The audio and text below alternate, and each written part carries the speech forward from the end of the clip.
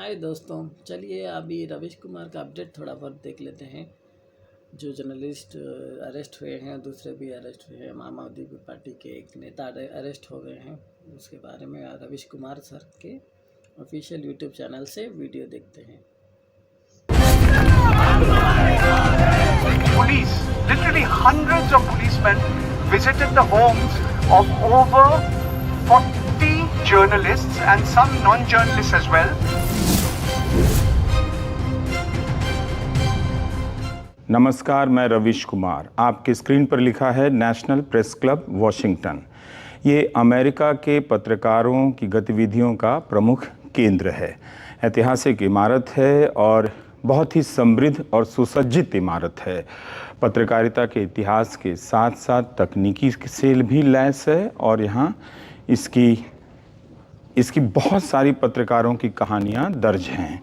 और मैं उस दिन इस इमारत में मौजूद हूं जब भारत में पत्रकारों के घर पर पुलिस के छापे पड़ रहे हैं और गोदी मीडिया को मौका मिल गया है राष्ट्र के नाम पर इन पत्रकारों को ललकारने का और अपने आप को राष्ट्रवादी साबित करने का, जबकि यही गोदी मीडिया राष्ट्र के नाम पर आपको भी अपने दायरे से बाहर कर देता है। उसके राष्ट्र की कल्पना में आप नहीं हैं। जब आप मनरेगा की मजदूरी की मांग को लेकर दिल्ली आते हैं तब गोदी मीडिया कवर नहीं करता है। जब आप पेंशन की मांग को लेकर दिल्ली आते हैं हज़ारों की संख्या में, तब गोदी मीडिया कवर नहीं करता है। उसके राष्ट्र की अवधारणा में आप यानी आप जनता नहीं हैं, मगर आप जनता को डराने के लिए पत्रकारों को जब चुना जाता है तो राष्ट्र के नाम पर यह गोदी मीडिया सरकार के साथ खड़ा हो जाता है। आपातकाल के समय भी यही हुआ था। 60 से अधिक पत्रकारों ने इसके विरोध में दस्तखत किए थे जब आपातकाल लागू हुआ था, मगर कुछ पत्रकार ऐसे भी थे जो उस वक्त की हुकूमत को चिट्ठी लिख रहे थे कि हम आपातकाल के साथ हैं। वही आज के भारत में हो रहा है। बुधवार सुबह ईडी ने आम आदमी पार्टी के नेता संजय सिंह के घर पर रेड करने के कई घंटे बाद शाम करीब 5 बजे उन्हें गिरफ्तार कर लिया। आबकारी नीति मामले में संजय सिंह के सहयोगियों पर पहले भी छापेमारी हो चुकी है। इस मामले में दिल्ली सरकार के उप मुख्यमंत्री मनीष सिसोदिया भी गिरफ्तार हैं। संजय सिंह आम आदमी पार्टी के तीसरे बड़े नेता हैं जिन्हें पिछले 1.5 साल में किसी एजेंसी ने गिरफ्तार किया है।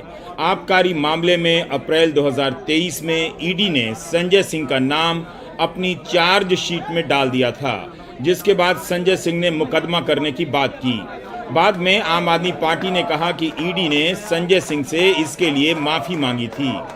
ये हालत केंद्रीय जांच एजेंसियों की रही। इसी 24 जुलाई को उन्हें राज्यसभा से पूरे मॉनसून सत्र के लिए निलंबित कर दिया गया। तब उन्होंने कहा कि अडानी मामले को संसद में उठाने की सजा मिली है। विपक्ष के नेता कहने लगे हैं कि पत्रकारों और विपक्ष पर हमले कर केंद्र सरकार ने 2024 के चुनाव की घोषणा कर दी है। वे सामना करने को तैयार हैं। जय हिंद साथियों, नरेंद्र मोदी जी की सरकार के भ्रष्टाचार के खिलाफ, अडानी के महाघोटाले के खिलाफ लगातार मैं बोलता रहा, अपनी आवाज उठाता रहा। ईडी में कई शिकायतें भी अडानी के खिलाफ की, उनके घोटाले के खिलाफ की, उस पर कभी कोई कार्रवाई नहीं। और आज अचानक ईडी मेरे घर पे पहुंच जाती है। दिन भर छापेमारी की, सारी जांच की, सब कुछ खोद डाला, कुछ नहीं निकला। बावजूद इसके जबरन मेरी गिरफ्तारी की जा रही है। लेकिन हम लोग आम आदमी पार्टी के सिपाही हैं। मोदी जी से कहना चाहते हैं, मोदी जी आप चुनाव हार रहे हैं, बुरी तरीके से हार रहे हैं, और ये आपकी हताशा का संकेत है, ये आपकी हार का संकेत है। ये उदाहरण है इस बात का कि एक कायर, एक डरपोक प्रधानमंत्री किस तरीके से जुल्म करके, तानाशाही करके, लोगों को जेल में डाल के चुनाव जीतना चाहता है। लेकिन मैं मोदी जी आपको याद दिलाना चाहता हूँ, जब जब जुल्म बढ़ता है तब तब उसके खिलाफ जनता की आवाज़ बुलंद होती है। मैंने पहले भी कहा है अपने साथियों से, आज फिर दोहरा रहा हूँ, मरना मंजूर है, डरना मंजूर नहीं है। चाहे जितनी यातनाएं मोदी जी दें, नरेंद्र मोदी सरकार के भ्रष्टाचार के खिलाफ, अडानी के महाघोटाले के खिलाफ बोलता रहा हूं, बोलता रहूंगा। आज दिन भर की छापेमारी में पूरा घर खोद डाला, कुछ नहीं मिला, बावजूद इसकी गिरफ्तारी हो रही है। अभी दुनिया भर की झूठी खबरें प्लांट की जाएंगी, दुनिया भर के झूठे समाचार फैलाए जाएंगे। इस इमारत में एक ख़ास चीज़ है जो मैं आपको दिखाना चाहता हूँ।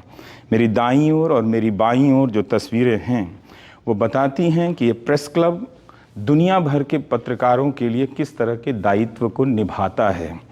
ये एक पत्रकार हैं जो 11 साल 52 दिन 13 घंटे 10 मिनट और 18 सेकंड से लापता हैं। इन्हें अगवा कर लिया गया था और इस प्रेस क्लब में है। यही पत्रकारों का काम है कि दुनिया भर में जहाँ कहीं पत्रकारिता पर हमला हो रहा है, हम उन बातों को उठाएं, जनता के बीच रखें और जनता को बताएं कि किस तरह से पत्रकारिता पर हमला किया जा रहा है।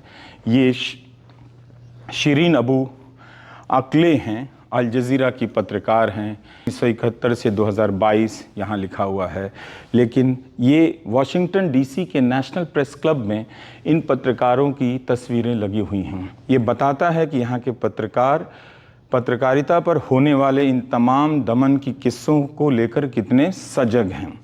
भारत के प्रेस के बीच अगर आप जाएंगे तो वहाँ एकता ही नहीं है। जो पत्रकार सरकार के साथ खड़े हैं वो राष्ट्र के नाम पर तमाम तरह के इस तरह की छापेबाजियों को, छापेमारियों को उसका समर्थन करते हैं। और यही नहीं, जब पत्रकारों के घर से मोबाइल फ़ोन, लैपटॉप, डिजिटल उपकरण छीन कर ले गए, जब्त कर लिए गए, तो उसका भी विरोध नहीं किया। ये कितनी बड़ी बात है। अगर किसी पत्रकार के घर से लैपटॉप ले जाया गया तो उस लैपटॉप से क्या छेड़छाड़ की जा सकती है, उसकी मिसाल मैं आपको देना चाहता हूँ। वॉशिंगटन पोस्ट में नेहा मसीह की रिपोर्ट छपी थी और ये रिपोर्ट भीमा कोरेगांव से संबंधित है और इसके एक नहीं कई किरदारों के लैपटॉप के भीतर इसी तरह से कोई जासूस बिठा दिया गया था और उसके नाम पर उन्हें जेल में बंद कर दिया गया। तो आज का वीडियो हम इन्हीं उदाहरणों के साथ नेशनल प्रेस क्लब की इस इमारत से शुरू कर रहे हैं। आप पूरा देखिएगा। यही है वो रिपोर्ट फरवरी 2021 के वॉशिंगटन पोस्ट में छपी थी। इस खबर को याद कीजिए। नेहा मसीह और जोएना स्लेटर की रिपोर्ट थी। अखबार ने तमाम सबूतों और सतर्कता के साथ साबित किया था कि रोना विल्सन को गिरफ्तार करने से 2 साल पहले से उनके कंप्यूटर में ईमेल भेजकर संदिग्ध दस्तावेज डाल दिए गए थे। रोना विल्सन भीमा कोरेगांव केस में आरोपी है और जेल में है। उन्हें खबर ही नहीं थी कि उनके लैपटॉप में 2 साल से ऐसा कुछ चल रहा है। अमेरिका की फॉरेंसिक लैब आर्सेनल ने इसे पता लगाने के लिए साल भर तक जांच की। फिर बताया कि एक और आरोपी सुरेंद्र गार्डलिंग के कंप्यूटर में इस तरह से ईमेल प्लांट किए गए थे। रोना विल्सन और सुरेंद्र गार्डलिंग ही नहीं बल्कि अन्य आरोपियों जैसे स्टैन स्वामी के मामले में भी ऐसा ही हुआ है। ऐसे ही एक पत्र में रोना की तरफ से लिखने का दावा किया गया कि वे माओवादी संगठन से प्रधानमंत्री की हत्या के लिए बंदूक और असलाह मांग रहे हैं। आर्सेनल ने अपनी जांच में पाया था कि इस पत्र के अलावा 9 अन्य पत्र विल्सन के कंप्यूटर के एक फोल्डर में चुपके से डाल दिए गए। कोई तीसरा रोना की तरफ से संवाद करने लगा। एक अज्ञात हमलावर जासूस बनकर लैपटॉप में घुस गया और 22 महीनों तक उनकी निगरानी करता रहा। जब वॉशिंगटन पोस्ट की इस खबर को दिल्ली के पत्रकारों के घर हुई छापेमारी के साथ जोड़कर देखेंगे तो आपके होश उड़ जाएंगे कि आप चाहेंगे कि आपके लैपटॉप में बिना आपकी जानकारी के कोई प्रवेश कर जाए और ऐसे सबूत छोड़ जाए जिसके आधार पर 2-3 साल के बाद आप जेल में डाल दिए जाएं और आपके खिलाफ आतंक की धाराएं लगा दी जाएं। वॉशिंगटन पोस्ट ने अपनी रिपोर्ट में यही दिखाया था कि रोना विल्सन के साथ क्या हुआ।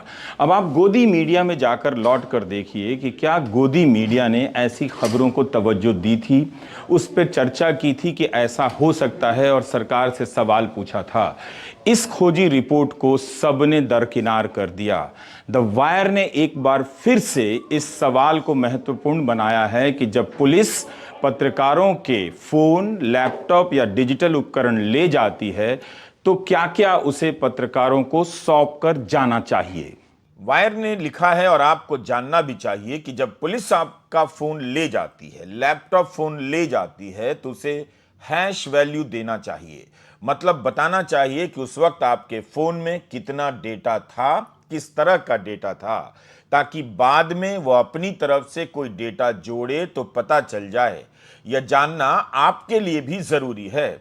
जब द वायर के दफ्तर में छापा पड़ा और संपादकों के फोन जब्त किए गए, तब वायर ने यह सवाल उठाया था। वकील प्रशांत भूषण ने सवाल उठाया है कि पुलिस कैसे, किस कानून के तहत मोबाइल फोन और लैपटॉप को जब्त कर सकती है, जबकि उन्हें एफआईआर और कोर्ट के आदेश की कॉपी तक नहीं दी गई।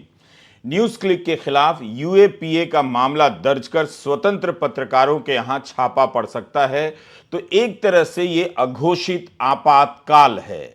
ये कई तरह से बिल्कुल गैर कानूनी है। पहली बात तो अगर आप किसी के यहाँ रेड कर रहे हैं और किसी से पूछताछ कर रहे हैं तो आपको उस एफआईआर की कॉपी देनी होगी जिसके आधार पर आप उनसे पूछताछ करना चाहते हैं या रेड करना चाहते हैं। दूसरी बात, मोबाइल और लैपटॉप सीज करने के लिए तो कोर्ट का आदेश होना चाहिए।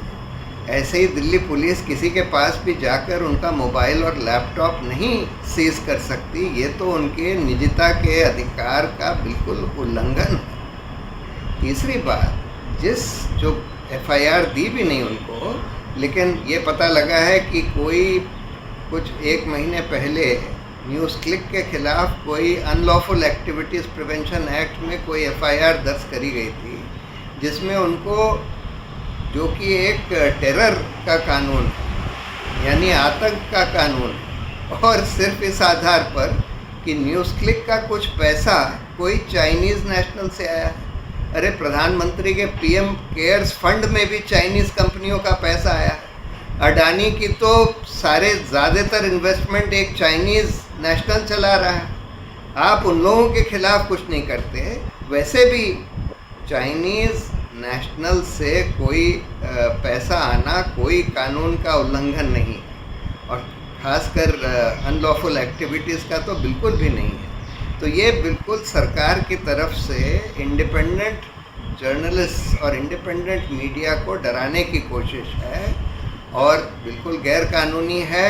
बात केवल उपकरणों की नहीं है, उन सवालों की भी है जो अभिसार शर्मा, परंजय गुहा ठाकुरता और अन्य पत्रकारों से पूछे गए। पुलिस की तरफ से पूछे गए ये सवाल बहुत भयानक हैं। अभिसार शर्मा ने अपने YouTube चैनल पर जिस तरह से इन सवालों के बारे में बताया है, उससे साफ है कि भारत में पत्रकारिता को हमेशा हमेशा के लिए कुचल देने का ऐलान कर दिया गया है। अभिसार शर्मा ने ये बात YouTube चैनल पर विस्तार से बताई है। आप उनके YouTube चैनल को जरूर देखें। अब आपके घर भी पुलिस आ सकती है, पूछ सकती है कि आपने फलाना मामले पर टिप्पणी क्यों की, क्यों लिखा। उसके पूछने के अंदाज से ही आपको एहसास हो जाएगा कि आप किसी प्रकार के अपराधी हैं। आपने कोई ऐसा बड़ा अपराध कर दिया बोलकर, लिखकर। क्या लिखना और बोलना अब अपराध माना जाएगा? पुलिस यह सवाल अभिसार से नहीं कर रही है, आपसे भी कर रही है। मगर जिस तरह से अभिसार ने बोलना बंद नहीं किया, आप भी बोलना और लिखना बंद मत कीजिएगा। सुबह 6:30 बजे दिल्ली पुलिस मेरे घर में प्रवेश करती है, और उस टीम में न सिर्फ दिल्ली पुलिस होती है बल्कि सीआईएसएफ भी होती है। इसके अलावा एक महिला पुलिस भी होती है और उत्तर प्रदेश पुलिस के जवान भी होते हैं। यानी कि मान के चलिए पूरी प्लाटून जो है वो मेरे घर घुस जाती है। उनमें से एक पुलिस वाले के हाथ में डंडा था और हथियार भी थे। उसके बाद मैंने उनसे सवाल पूछा कि आप यहां क्यों आए हैं, तो उन्होंने कहा कि हम टेरर लिंक्स को लेकर, आतंकवादियों के साथ रिश्तों को लेकर छानबीन करने आए। तो मैंने बोला बिल्कुल। और उसके बाद शुरू हुआ सवालों का एक दौर। वो सवाल क्या थे दोस्तों? वो सवाल ये थे दोस्तों कि क्या आप सीएए एनआरसी को लेकर शाहीन बाग गए? क्या आपने दिल्ली में जो दंगे हुए थे उसको लेकर ग्राउंड रिपोर्टिंग की या उस पर आपने कवरेज की? क्या आप किसान आंदोलन को लेकर कवरेज कर रहे थे? यही नहीं, मुझसे यह भी पूछा गया कि क्या आपकी पोलैंड में किसी से बातचीत होती है, क्या ब्रिटेन में आपकी किसी से बातचीत होती है, या ऑस्ट्रेलिया से आपको फोन आते हैं जिनसे आप बात करते हैं। ये तमाम सवालात मुझसे किए गए, और न सिर्फ एक बार दोस्तों, क्योंकि ये सवाल तो मेरे घर में पूछ लिए गए थे। उसके बाद जब मैं लोधी कॉलोनी के दिल्ली पुलिस के स्पेशल सेल गया तो यही सवाल मुझसे बार बार पूछे गए, और 4 अलग अलग लोगों ने इन सवालों में थोड़ा बहुत संशोधन करके मुझसे पूछा। सबसे पहली बात, हां, दिल्ली में जब दंगे हुए थे तो उस पर मैंने शोज किए थे, मगर चाहे दिल्ली दंगे हो, किसान आंदोलन हो, या फिर शाहीन बाग को लेकर जो आंदोलन चल रहा था, मैं कभी भी जमीन पर नहीं गया, ऑन फील्ड रिपोर्टिंग नहीं की। और उसको लेकर मैंने पुलिस को यह भी बताया कि मेरे साथ कुछ व्यावहारिक दिक्कतें हैं, और ये कि मेरी पत्नी जो है वो कानपुर में पोस्टेड है, लिहाजा मेरे लिए घर से निकलना थोड़ा मुश्किल होता है, क्योंकि मुझे अपने बच्चों का भी ख्याल रखना है। तो एक तरह से कहा जा सकता है कि मैं अपना सारा काम अपने स्टूडियो में बैठकर करता हूं, और मेरा जो सारा काम जो होता है वो न्यूज एनालिसिस होता है, यानी कि ऑन फील्ड रिपोर्टाज मैं इस वक्त करने में असमर्थ हूं, मगर हां, जो घटनाएं होती हैं उस पर मैं बेबाकी से अपनी राय रखता हूं। मुझसे यह भी कहा गया कि क्या आपकी स्टूडेंट पॉलिटिक्स में दिलचस्पी है, जेएनयू के अंदर जो राजनीति चल रही है क्या आपने वो कवर किया? तो मैंने दिल्ली पुलिस से कहा, हां बिल्कुल। आपको याद होगा कि कोमल शर्मा और उसके साथ कई गुंडे जो हैं वो जब जेएनयू घुस आए थे, और जब उन्होंने वहां पर स्टूडेंट्स के साथ मारपीट की थी, तब मैंने उस पर न्यूज एनालिसिस किया था। मैंने दिल्ली पुलिस से कहा था, वो कोमल शर्मा जिसे आज तक आप गिरफ्तार नहीं कर पाए, उस पर मैंने शो किया था। ये सवाल आपका होना चाहिए कि क्या जनता अगर आंदोलन पर बैठेगी, प्रेस के लोग उसे कवर करने जाएंगे, तो क्या उन सवालों को पुलिस की पूछताछ के दायरे में लाया जाएगा? यह एक तरह से मनोवैज्ञानिक खेल है कि हर किसी को हमेशा हमेशा के लिए डरा दिया जाए, डरपोकों का देश बना दिया जाए। शाहीन बाग के आंदोलन को कवर करना क्या अपराध है? किसानों के आंदोलन को कवर करना क्या अपराध है? क्या इस देश में किसान अवैध नागरिक हो गए हैं जिनके आंदोलन को कवर करने पर पत्रकारों से महीनों बाद सवाल पूछा जाएगा? यह सवाल किसानों को भी खुद से पूछना है। दुनिया जानती है कि किसान आंदोलन मीडिया के दम पर नहीं चल रहा था। किसानों ने अपना मीडिया बनाया क्योंकि उसे कोई मीडिया कवर नहीं कर रहा था। यही वो आंदोलन है जिसने बिना मीडिया के ही सरकार पर दबाव बनाया और प्रधानमंत्री मोदी को माफी मांगनी पड़ी, कानून वापस लेना पड़ा। किसान आंदोलन को अपना अखबार निकालना पड़ा, ट्विटर हैंडल बनाना पड़ा। किसान आंदोलन के शुरू होते ही गोदी मीडिया ने किसानों को आतंकवादी और खालिस्तानी कहना शुरू कर दिया था। आज उस आंदोलन के खत्म हो जाने के कई महीनों के बाद पत्रकारों से सवाल पूछा जाता है कि क्या आपने कवर किया था। आप ही देखिए, इन किसानों ने इस देश को अपने खून पसीने से सींचा है। इनकी तकलीफ और मांग को कवर करना क्या अब अपराध है? पुलिस का सवाल है, सरकार का सवाल है कि आपने किसान आंदोलन कवर किया था। अभिसार शर्मा ने अपने YouTube चैनल में विस्तार से बताया है कि उनके बारे में गोदी मीडिया के एंकर उत्साहित होकर क्या क्या फैला रहे हैं। कहा जा रहा है कि मैंने चीन से पैसे लिए हैं, मगर वो पैसा कहां है? अभिसार ने कहा कि उसने तो एक भी कार्यक्रम नहीं किया जिसे साबित किया जा सकता है कि वह चीन का प्रोपेगेंडा है। मेरा एक भी ऐसा कार्यक्रम बतलाइए जिसमें मैंने चीन के पक्ष में प्रोपेगेंडा किया था। एक भी ऐसा कार्यक्रम नहीं उस क्लिप में। हां, मैंने चीन के ऊपर कई कार्यक्रम किए थे, मगर उन कार्यक्रमों में मैंने क्या सवाल किया था दोस्तों, इस बात पर आपको गौर करना पड़ेगा। वो सवाल क्या थे? वो सवाल ये थे कि जिन क्षेत्रों में हमारी सेना 2020 के पहले गश्त लगा सकती थी, अब वो बफर जोन कैसे बन गए? क्या वजह है कि अब भारतीय सैनिक वहां पर गश्त नहीं लगा सकते? मैंने ये सवाल भी पूछा था कि आखिर 21 सैनिक कैसे शहीद हो गए। मैंने ये सवाल भी पूछा था कि 21 सैनिकों की शहादत पर मेरे प्रधानमंत्री खामोश क्यों हैं। आज दिल्ली में जब पत्रकारों ने मार्च की अनुमति मांगी तो दिल्ली पुलिस ने आनाकानी शुरू कर दी। 2014 के बाद से अगर आप पत्रकारों के प्रदर्शनों, मार्च और गिरफ्तारियों की निंदा की खबरों को जमा करेंगे तो पता चलेगा कि इन 10 सालों में मीडिया पर कितना हमला हुआ है। अदानी पूर्व एनडीटीवी पर प्रतिबंध लगाने की मांग को लेकर प्रेस क्लब में बड़ा जमावड़ा हुआ था। सबने उस शुरुआत को ही महसूस कर लिया था कि अंजाम क्या होने वाला है। जून 2019 में पत्रकार प्रशांत कनौजिया, इशिता सिंह, अनुज शुक्ला और अन्य पत्रकारों की गिरफ्तारी को लेकर मार्च किया था प्रेस क्लब के पत्रकारों ने। आज अभिसार शर्मा, अनिंद्य चक्रवर्ती, कार्टूनिस्ट इरफान आरित्री, पौरंजय गुहा ठाकुरता, उर्मिलेश सहित कई पत्रकारों के घर पुलिस की छापेमारी के विरोध में पत्रकार जमा हुए।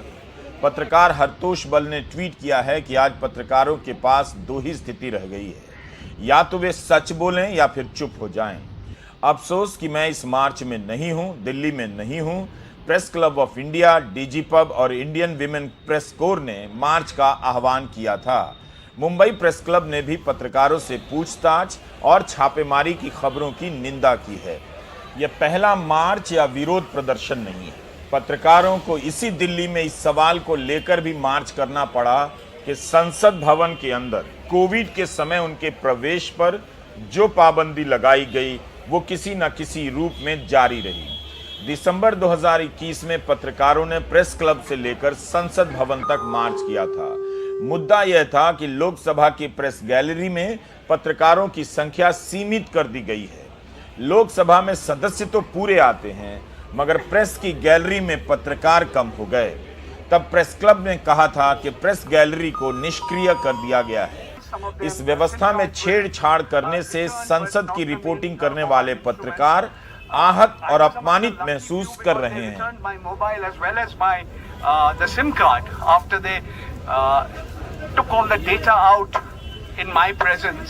हमारा मकसद था मैसेज देना, बहुत स्पष्ट रूप से ये कहना कि मीडिया डरा नहीं है और इस तरह से आके आप धरपकड़, मीडिया पर आतंकवाद का इस तरह से चार्ज लगा के आप इस तरह से नहीं कर सकते जैसे कि हम लोग क्रिमिनल हैं। और ख़ास तौर पे ये कहना कि मीडिया का काम करना ही क्रिमिनल है, ये आप मैसेज दे रहे हैं। जिस तरह से आप लोगों ने न्यूज़ क्लिप में बिल्कुल एक सिलसिले से ऊपर से नीचे तक सभी लोगों के साथ धरपकड़, वो भले ही सिक्योरिटी का गार्ड हो, वो चीफ एडिटर हो, ये जिस तरह का व्यवहार रहा है, जिस तरह के सवाल जवाब हुए हैं, ये बिल्कुल अस्वीकार्य है।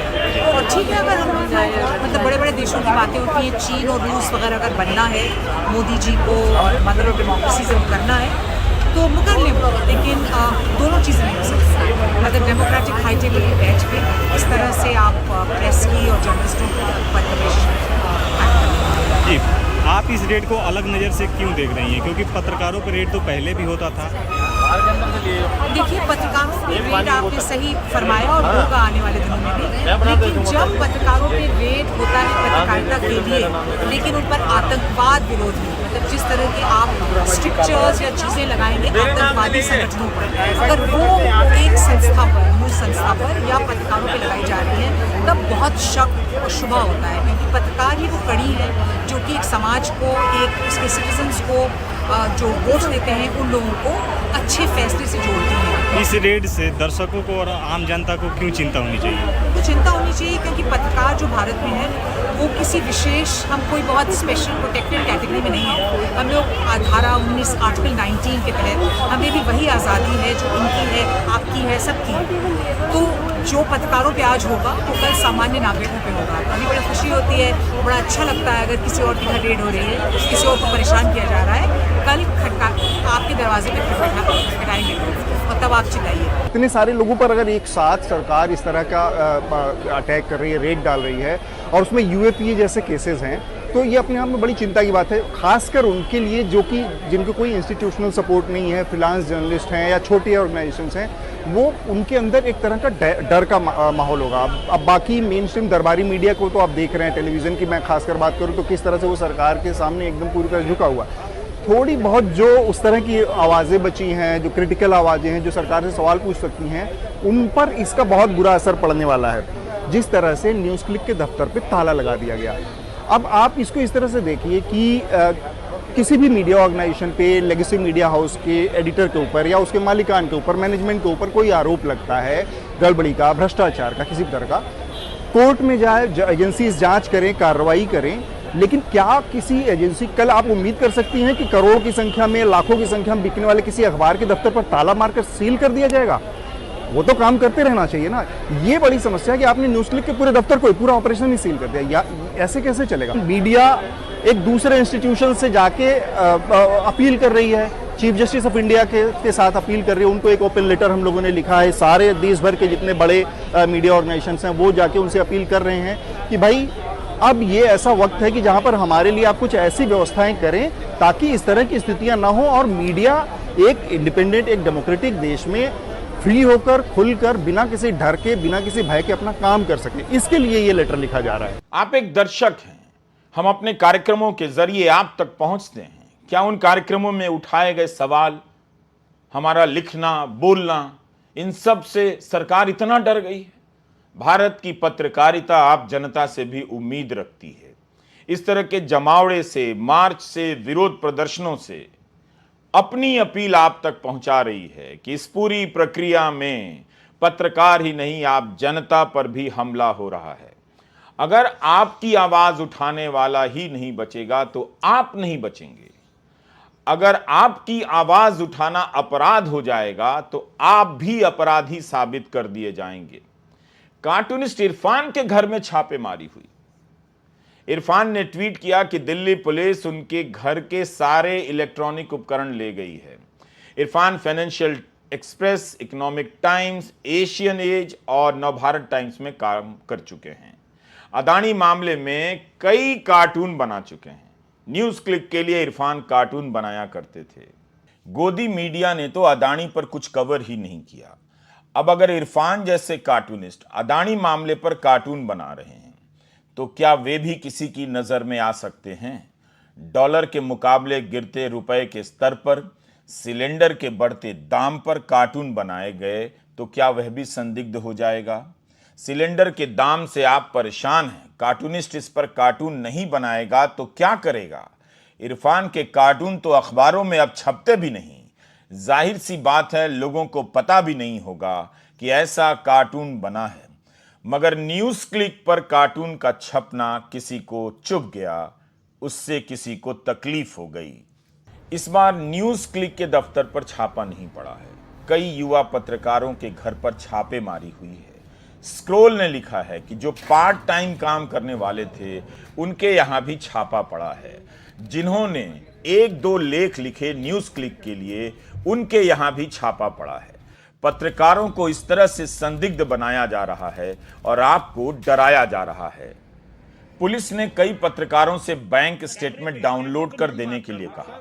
उनसे पूछा गया कि क्या उन्हें विदेशों से फंड मिलता है। परिवार के बारे में पूछा गया। एक पत्रकार ने बताया कि उनके कमरे का सारा सामान उलट पलट दिया गया। 20 साल के एक पत्रकार के घर इस तरह का छापा पड़ा है। आप सोचिए उसके जहन पर क्या असर पड़ा होगा। उसने कहा कि अब से वह भारत में पत्रकारिता करने के बारे में सोचेगी, क्योंकि ईमानदारी से पत्रकारिता करना, लोगों की आवाज बनना अब अपराध हो गया है। इस देश में हजारों की संख्या में छात्र पत्रकारिता की पढ़ाई करते हैं। इन पत्रकारों पर हमले के जरिए उनके भविष्य पर भी हमला हुआ है। पत्रकारिता की पढ़ाई के बाद जब वे इस पेशे में आएंगे तो क्या करेंगे? पेशा तो बचा ही नहीं, जबकि इनकी फीस से न जाने कितनी सरकारी और प्राइवेट यूनिवर्सिटियां चल रही हैं, डिपार्टमेंट चल रहे हैं। पत्रकारों पर होने वाले इन हमलों को लेकर इन संस्थाओं में क्या पढ़ाया जाता होगा? आप कल्पना कीजिए, माखनलाल चतुर्वेदी पत्रकारिता विश्वविद्यालय में पत्रकारों पर हुए इन हमलों, छापेमारी और दमन की कार्रवाइयों को लेकर किस तरह से पढ़ाई होती होगी? क्या वहां का वाइस चांसलर इसकी अनुमति देता होगा और अपने छात्रों से कहता होगा कि यह गलत हो रहा है? पत्रकारों को स्वतंत्र स्पेस मिलनी चाहिए, जगह मिलनी चाहिए। शायद वो नहीं कहता होगा। आज के समय में ऐसी कल्पना की जा सकती है। क्या कोई छात्र अपने प्रोफेसर से सवाल भी पूछता होगा कि अभिसार शर्मा पौरंजय गुहा ठाकुरता की रिपोर्टिंग से क्या देश को खतरा हो जाता है? क्या उनके घर पुलिस का पहुंचना सही है? प्रोफेसर क्या जवाब देगा? क्या उन संस्थानों के प्रोफेसर भी गोदी एंकरों के साथ खड़े हो गए हैं? तरह तरह की धाराओं में उलझाकर पत्रकारों को घेरा जा रहा है और यह घेरा हर दिन कसता जा रहा है। Press club of India, editors guild सब निंदा तो करते हैं, मगर अब तो एडिटर्स गिल्ड पर भी FIR है, वह भी सेना के कहने पर मणिपुर को लेकर रिपोर्ट बनाने के कारण। डिजिटल पत्रकारों के संगठन डिजीपब ने अपने बयान में कहा है कि इस छापेमारी से पत्रकारों को धमकाने और डराने के मामले में सरकार कई कदम आगे निकल गई है। मीडिया के खिलाफ सरकार ने जंग का ऐलान कर दिया है। यह भारत जैसे लोकतंत्र के लिए शर्मनाक है। अफसोस की बात है कि मीडिया का ही एक हिस्सा सरकार की कार्रवाई का समर्थन कर रहा है। The network of women in media और इंडियन वुमेन प्रेस कोर ने भी इस छापेमारी की निंदा की है और कहा है कि सरकारी एजेंसियों को रुक जाना चाहिए। अगर मीडिया स्वतंत्र नहीं रहेगा तो लोकतंत्र जिंदा नहीं बचेगा। मुंबई प्रेस क्लब ने इन छापेमारी को लेकर चिंता जताई है। जो ऑर्डिनरी जर्नलिस्ट है वो एम्प्लॉय होता है, आम जर्नलिस्ट एम्प्लॉय होता है। जो संस्था कि कौन चला रहा है, किस तरह चला रहा है, पैसा कहाँ से आ रहा है, वो आम जर्नलिस्ट की कोई कंसर्न नहीं होता। तो तनख्वाह का काम करते हैं, तनख्वाह लेते हैं, जाते हैं। अब आपने टेक्नीशियंस को, कैमरा पर्सन्स को, ऐसे लोगों को जो 4-4 साल पहले छोड़ चुके हैं संस्था, उनके घरों में आप रेड कर रहे हैं और ऊपर से सुन रहे हैं हम UAPA का केस। मेरे ख्याल से माहौल बनाने का प्रयास है इलेक्शन से पहले, एक खौफ का माहौल कि पत्रकारिता थोड़ी दबी रहे और बाकी जनता को ऐसे मुद्दे मिलते रहे कि बाकी असली मुद्दों से दूर रहे। और क्योंकि ये इतनी जल्दी हो रहा है, इलेक्शन में भी काफ़ी समय है, तो उससे इतना जल्दी होने का डर ये है कि क्या इससे ज़्यादा होगा, क्या ये एक सिर्फ टेम्पलेट की शुरुआत है जो टेम्पलेट आप रेप्लिकेट कर सकते हैं। और हम लोग तो दिल्ली में फिर भी बहुत बचाव में रहते हैं। दिल्ली में सिर्फ यही होगा कि बुला लेंगे थाने में, वापस छोड़ देंगे। लेकिन अगर यही स्टेट्स में होना शुरू होता है इसी लेवल पे, तो वहाँ पे जर्नलिस्ट जितना खतरे में होंगे वो शायद यहाँ से ज़्यादा होंगे। और वो माहौल डरावना भी लगता है कई बार, और ख़ास करके इसलिए क्योंकि जो यंग पत्रकार है उनको क्या इससे खौफ पैदा होगा उनके दिमाग में सोच के। अच्छी चीज़ तो नहीं है डेमोक्रेसी के लिए। इम्प्यूनिटी जिसे बोलते हैं कि अब हम कुछ भी कर सकते हैं। किसी अखबार के मालिक पे जाना, अखबार के दफ्तर में जाना और अखबार के दफ्तर के अकाउंट्स टटोलना, उनके रिकॉर्ड टटोलना एक हद है। लेकिन आप बोलें कि कोई भी व्यक्ति अगर जर्नलिज्म से जुड़ा हुआ है, चाहे उसने 200 रुपये लिए हों, एक आर्टिकल 600 वर्ड का लिखा हो, और हम उसके घर भी पहुंच सकते हैं, उससे भी पूछ सकते हैं कि अपना बैंक अकाउंट दिखाओ, अपने फ़ोन दिखाओ, तो ये पहले नहीं हुआ अभी तक। कई चीज़ें हुई हैं जो अच्छी नहीं थी पत्रकारिता के साथ, जो सरकार ने जिस तरह हरकतें करी हैं, बट मेरे ख्याल से एक नई सीमा के पार चले गए हैं और यहाँ से वापस आना आसान नहीं होगा। क्योंकि जर्नलिस्ट सही में बहुत चिंतित हैं अपने अधिकारों को लेकर, अपनी बेसिक राइट्स को लेकर। ये जो हमला है ये सिर्फ एक न्यूज़ क्लिक के अधिकारों पर नहीं है। जिस तरह के ड्रकोनियन एक्ट UAPA को इस्तेमाल किया गया है, आतंकवाद से जुड़े हुए बहुत ही सीरियस एलिगेशन लगाए हैं एक न्यूज़ रूम, एक संगठन पर, लेकिन उससे जुड़े हुए 2 दर्जन से ज़्यादा लोगों को उनको घेर कर सवाल पूछा जाता है, जिसमें बच्चे भी हैं, यंग जर्नलिस्ट हैं जिन्होंने अभी अभी अपनी यात्रा की शुरुआत की है। तो इसमें ये मैसेजिंग ज़रूर जाता है कि अगर आप वो काम नहीं कर रहे हैं जो सरकार की नज़रों में सही है, जो सरकार के एजेंडे को आगे बढ़ाता है, तो फिर या तो आपकी विचारधारा जो है वो क्रिमिनल है, या आप पर वो एक लेबल चिपका देंगे टेररिज्म का या किसी क्रिमिनल फंडिंग का। तो एक स्पीच पर एक चिलिंग इफेक्ट जरूर होता है और इसी वजह से इसको कहा जा रहा है कि ये एक तरीके की अघोषित जो है इमरजेंसी की स्थिति बनी हुई है। एक न्यूज रूम पर आप टेररिज्म का आप पूरा चार्जेस लगा रहे हो, जो आपने क्लियर नहीं किया है कि किस आधार पर लगा रहे हो। हमने अभी तक ये नहीं देखा है कि किसी चाइना के डिप्लोमेट को समन करके उनसे सवाल पूछा गया हो। अगर आपका बेसिक प्रेमिस ये है कि चाइनीज फंडिंग आई है, जिसको आप मान रहे हो कि टेरर फंडिंग आई है, क्योंकि चाइना के साथ LSE पे जो हो रहा है, टेंशन हो रहा है, उसके बावजूद आपकी डिप्लोमेटिक रिलेशनशिप तो बनी हुई है। ऐसा नहीं है कि आपने चीन के दूतावास को बंद कर दिया है। Media is the 4th estate. जनता को ये समझना होगा कि अगर आप व्हाट्सएप फॉरवर्ड्स के आधार पर आप अपनी सोसाइटी को मजबूत बना रहे हैं। This is the weakening of democracy, this is the weakening of institution.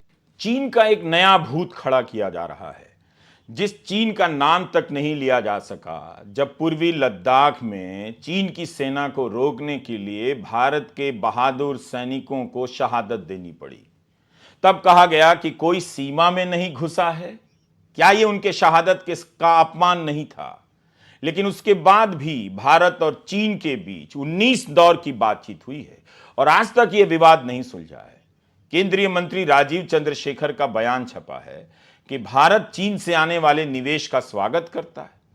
सीमा तनाव के बावजूद चीन से आयात बढ़ता जा रहा है।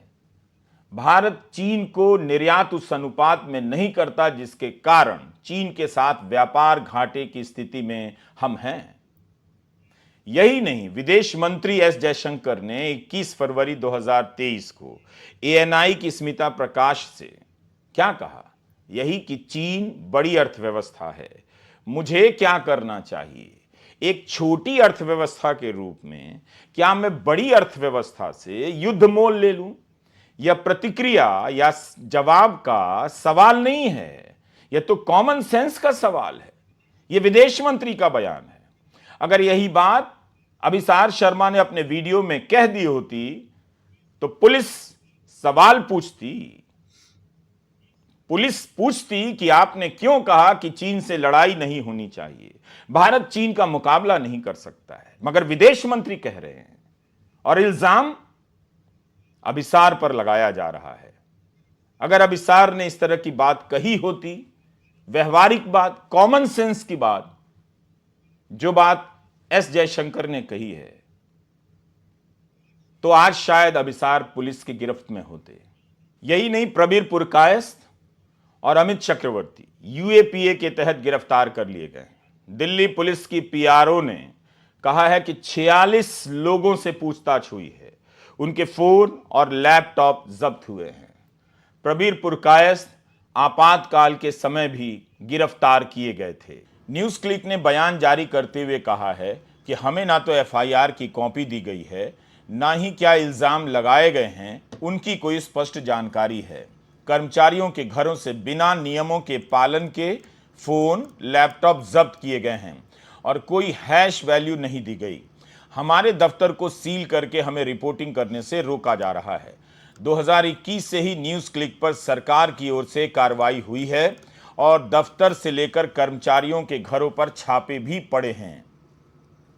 ED, IT और दिल्ली पुलिस ने सब तरह के दस्तावेजों की जांच की, लेकिन फिर भी 2 साल में ED एक भी मामले में न्यूज़ क्लिक पर मनी लॉन्ड्रिंग का केस नहीं बना पाई।